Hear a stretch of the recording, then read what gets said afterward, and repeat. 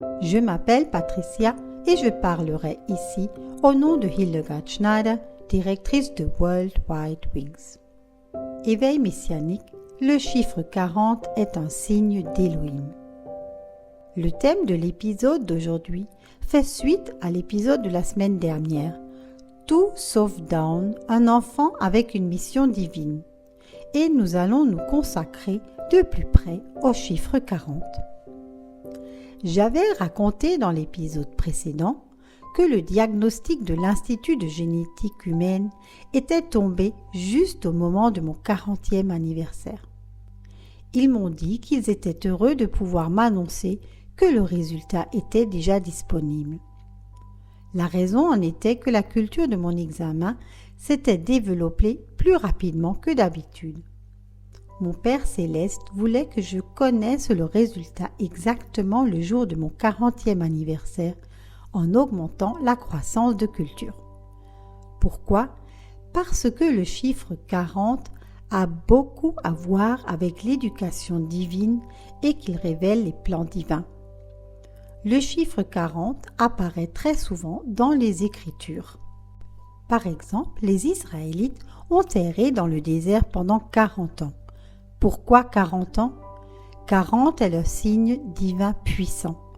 En fait, pour toute l'humanité, mais tout particulièrement pour les enfants d'Élohim, qu'il a appelés à sortir. Le chiffre 40 est le signe que c'est l'œuvre d'Élohim. Commençons par Acte 7, versets 22 et 23. Moïse fut instruit dans toute la sagesse des Égyptiens, et il était puissant en parole et en œuvre. Lorsqu'il eut atteint l'âge de 40 ans, il lui vint à l'esprit de prendre des nouvelles de ses frères, les fils d'Israël. Il est explicitement mentionné dans ce passage que Moïse avait 40 ans. Dans Exode, chapitre 7, verset 7, nous lisons « Moïse était âgé de 80 ans et Aaron de 83 ans lorsqu'ils parlèrent à Pharaon. » Moïse avait donc 2 fois 40 ans. Ainsi, lorsque Moïse fit sortir les Israélites d'Égypte, il avait 2 fois 40 ans. Et dans Deutéronome 34, verset 7, il est dit « Moïse était âgé de 120 ans lorsqu'il mourut. Son œil ne s'était pas obscurci et sa fraîcheur n'avait pas diminué. » Nous apprenons ici qu'il avait 3 fois 40 ans lorsqu'il mourut. Dans Acte 7, verset 30, nous retrouvons à nouveau le chiffre 40. 40 ans s'étant écoulés, un ange lui apparut dans le désert du mont Sinaï, dans la flamme de feu d'un buisson d'épines. Élohim veut attirer l'attention de Moïse par le buisson ardent. Il est à nouveau question de 40 ans. C'est à nouveau l'œuvre et la volonté d'Élohim envers Moïse, mais aussi envers nous tous. Les versets 31 et 32 ajoutent « Lorsque Moïse vit cela, il fut étonné de l'apparition, mais comme il s'approchait pour la contempler, la voix de Yah se fit entendre « Je suis l'Élohim de tes pères, l'Élohim d'Abraham, d'Isaac et de Jacob. » Mais Moïse trembla et n'osa pas le regarder.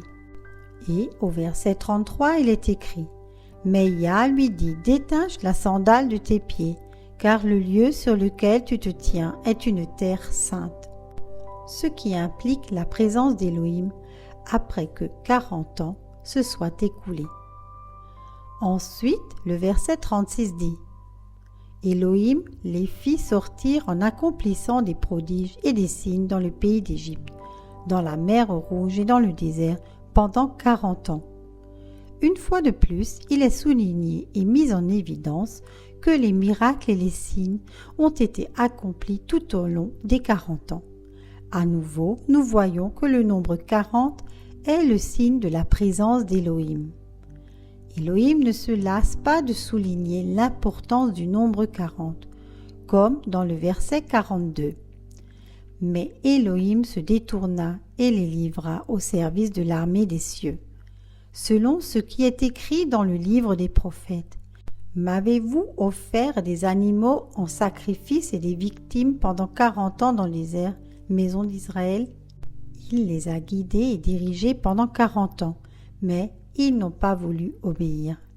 Le chiffre 40 est une constance et un signe d'Élohim, et il veut que nous réalisions sa présence. Nous nous tournons maintenant vers le livre des Juges et lisons au chapitre 3, versets 8 à 11. La colère de Yah s'enflamma contre Israël, et il les vendit entre les mains de Cushan-Rishathaïm, roi d'Aram-Naharaïm. Et les fils d'Israël servirent Cushan-Rishathaïm pendant 8 ans.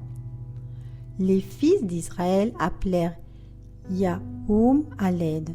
Alors Yahvé fit apparaître aux fils d'Israël un sauveur qui les sauva. Othniel, fils de Kénaz, frère de Caleb, qui était plus jeune que lui. L'esprit de Yahvé vint sur lui, et il jugea Israël. Et il partit au combat, et Yagaba Cushan Rishathaïm, le roi d'Aram Naharaïm, en sa main, et sa main se fortifia sur Cushan Rishathaïm, et le pays eut 40 ans de repos. Dans ce passage, nous lisons qu'Élohim leur accorda 40 ans de paix. Dans le livre des Juges, chapitre 5, verset 31, « Ainsi périront tes ennemis, Yah, mais ceux qui l'aiment sont comme le soleil se lève dans sa force. » Et le pays eut 40 ans de repos. Élohim ne se lasse pas de souligner que ce furent 40 années de repos pour le pays. Et ainsi de suite. Nous lisons dans le livre des Juges, chapitre 8, verset 28. Ainsi, Madian dut s'incliner devant les fils d'Israël et ne put plus relever la tête. Et le pays fut en paix pendant 40 ans au jour de Gédéon. C'est Gédéon qui a apporté la paix au pays en obéissant à Yah.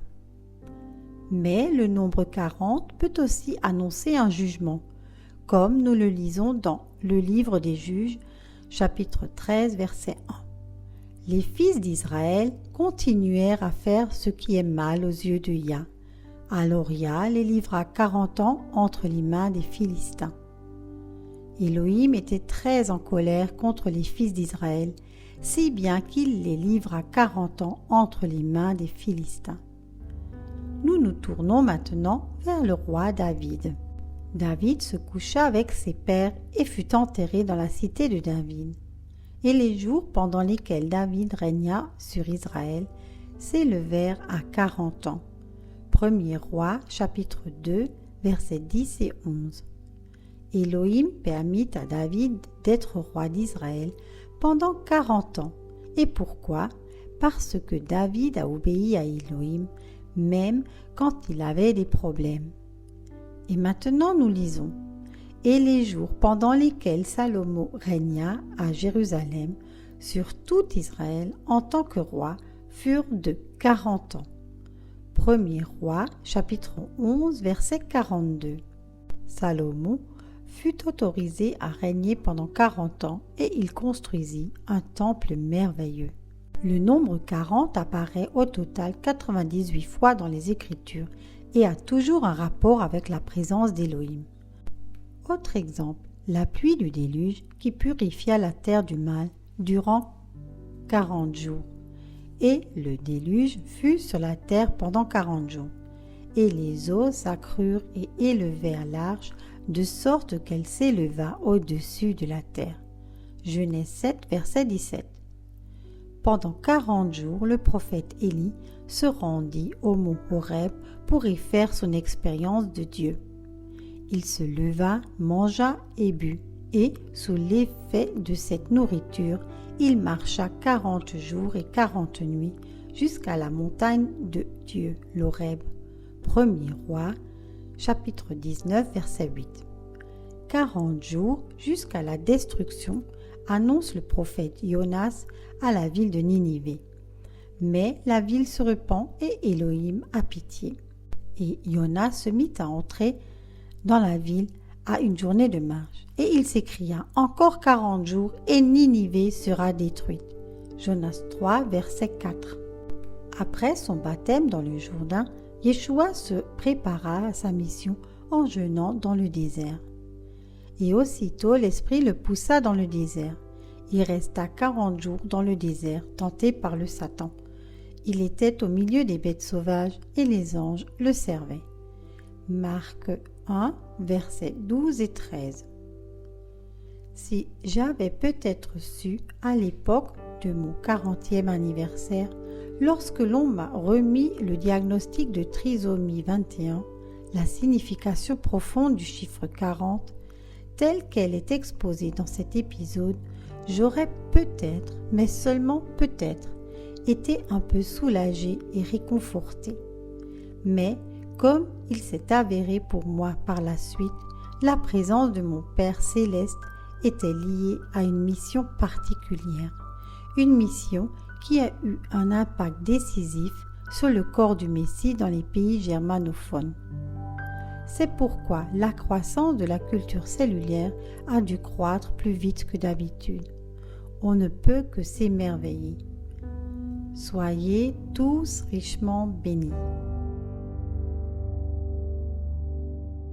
Chères sœurs et chers frères, si grâce à nos vidéos vous avez reçu une bénédiction, c'est de bon cœur que nous accepterions, si cela vous est possible, un don ou un don mensuel afin que nous puissions par ce biais poursuivre cette démarche sincère. Vous trouverez ci-dessous nos coordonnées bancaires, IBAN et BIC. Veuillez indiquer Éveil Messianique dans l'énoncé du virement. Un grand merci et likez avec votre abonnement. Soyez tous richement bénis. Je vous remercie pour votre écoute et vous invite à nous rejoindre sur Facebook Éveil Messianique.